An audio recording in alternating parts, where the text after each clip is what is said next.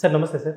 So జనరల్గా చాలామంది కూడా ఇప్పుడు ఇటీవల కాలంలో ఎక్కువ నేను వింటుంది మీకు యాంగ్జైటీ ఉంది, కొంచెం టెన్షన్స్ ఎక్కువ ఉన్నాయి, నిద్ర సరిగా రావట్లేదు. So these are common problems they are seeing. So ఇలాంటి వాటికి అంటే యాంగ్జైటీకి కానీ కొంచెం టెన్షన్స్కి కానీ నిద్ర రాకపోవడానికి కానీ హోమియోపతిలో మీరు సజెస్ట్ చేసేది ఏంటి సార్? మీరు ఎక్కడ పోయినా ఏ డాక్టర్ దగ్గర పోయినా కూడా మీకు బీపీ ఉంది, డయాబెటీస్ ఉంది, హెయిర్ ఫాల్ ఉంది, ప్రతిదానికి వాళ్ళు ఇదే చెప్తారు, మీకు టెన్షన్ ఉంది, యాంగ్జైటీ ఉందని చెప్తారు వాళ్ళు. So let's try to understand ఈ యాంగ్జైటీ అంటే ఏంటి అనేది ఒకసారి అండర్స్టాండ్. యాంగ్జైటీ అంటే భయం, ఏదో ఒక భయం ఉంటుంది. అది చావు భయం ఉండొచ్చు, డిజీజ్ భయం ఉండొచ్చు, ఏదో అవుతుందని ఉండొచ్చు. ఇట్స్ ఎ భయం, ఇట్స్ ఎ ఫియర్. ఇప్పుడు మీరు యంగ్స్టర్స్లో కూడా చాలా మందికి ప్రాబ్లమ్స్ ఉంది. ఈ యాంగ్జైటీ అనేది స్కూల్ గోయింగ్ చిల్డ్రన్లో ఉంది, డిప్రెషన్స్ ఇవన్నీ వస్తూ ఉంటాయి అన్నమాట. ఈ భయం అనేది మనకు అసలు ఎందుకు వచ్చింది?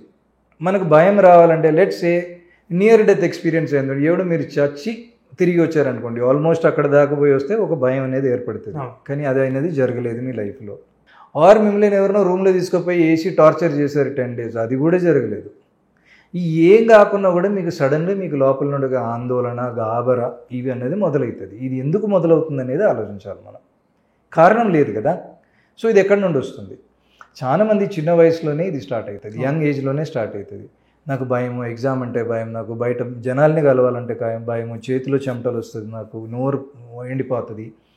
ఇవన్నీ స్టార్ట్ అవ్వటం ఎందుకు స్టార్ట్ అవుతుంది అనేది we have to see. So ఒకటి కొన్ని కారణాలు ఉంటాయండి. కొంతమంది లిఫ్ట్లో స్టక్ అయిపోతారు, కొంతమంది యాక్సిడెంట్లో జరుగుతారు, కొంతమందికి ట్రామాస్ అవుతాయి.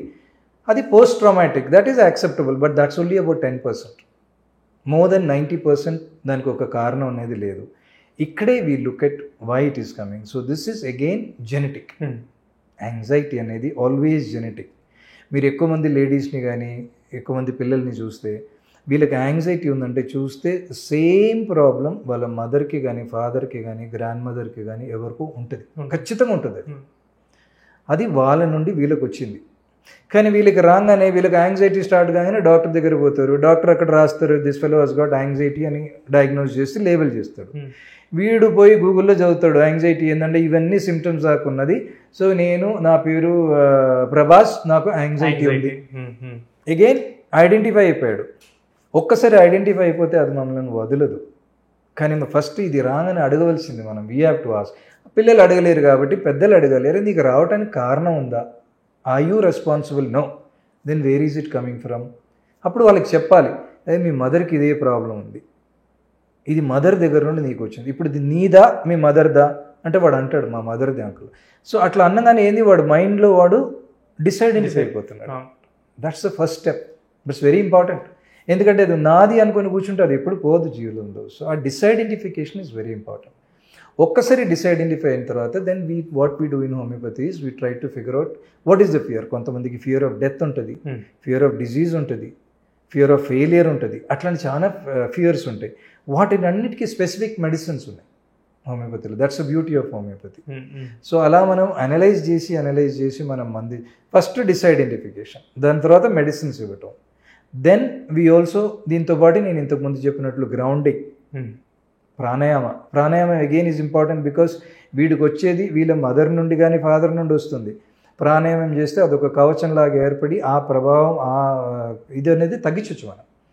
సో కేవలం మందు తీసుకోవడం, ఇప్పుడు అలోపతిక్ మందులు తీసుకుంటే ఏంటి, మందు తీసుకున్నప్పుడు యాంగ్జైటీ తగ్గుద్ది.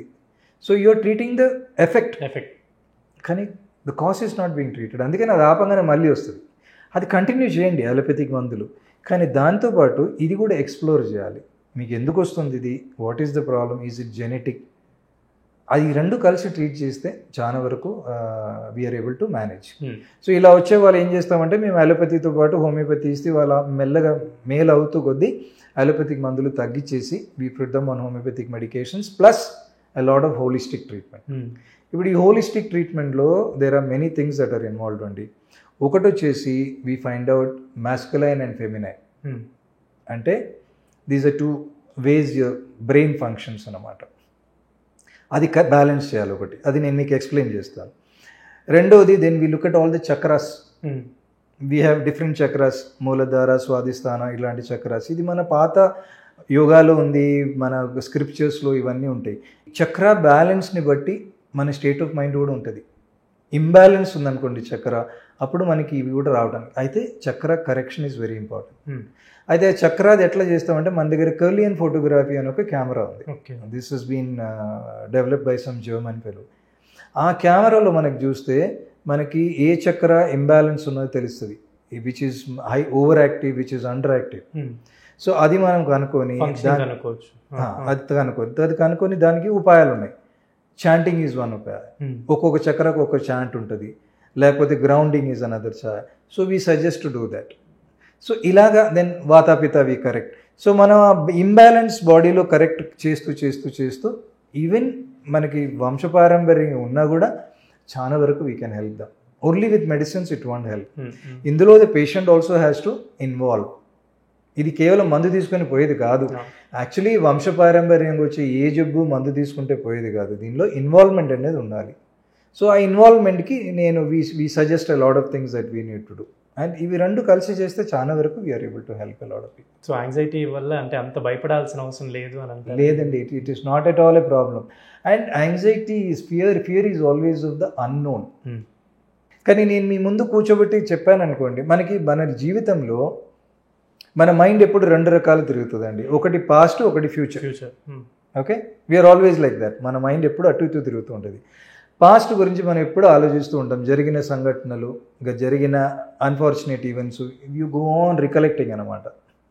Are we think about the future. So either you are worried about the past or you are worried about the future. మనం you are not staying in the present. మనకి ఏంటంటే భగవంతుడు మెమరీ బాగా ఇచ్చాడు, పాత అన్నీ గుర్తుంటాయి. ఇమాజినేషన్ చాలా బాగా ఇచ్చాడు, మనం సినిమా క్రియేట్ చేసుకోవచ్చు మనసులో. సో మనం ఈ వచ్చే పేషెంట్స్కి మీరు గమనించండి, మీ లైఫ్లో సపోజ్ ఒక క్రైసిస్ వచ్చింది, మీ మనసులో మీరు 100 రకాల ఇమాజినేషన్ చేస్తారు. ఇది ఇట్లా కావచ్చు, ఇది ఇట్లా కావచ్చు, అది అట్లా కావచ్చు, రకరకాల. You can go to any extent. But 99% of the time మీరు ఆలోచించింది ఎప్పుడు జరగదు. ఎంత చెడ్డగా ఆలోచిస్తారు మీరు, వర్స్ట్గా ఆలోచిస్తారు, but it never happens. It always happens for the good. Second time కూడా ఇట్లాగే ఆలోచిస్తాం మనం. So once we realise that it is our mind which is creating all this anxiety, then you disconnect from the mind. How do you disconnect from the mind? Malli meditation, so grounding, these are all different ways we have to do.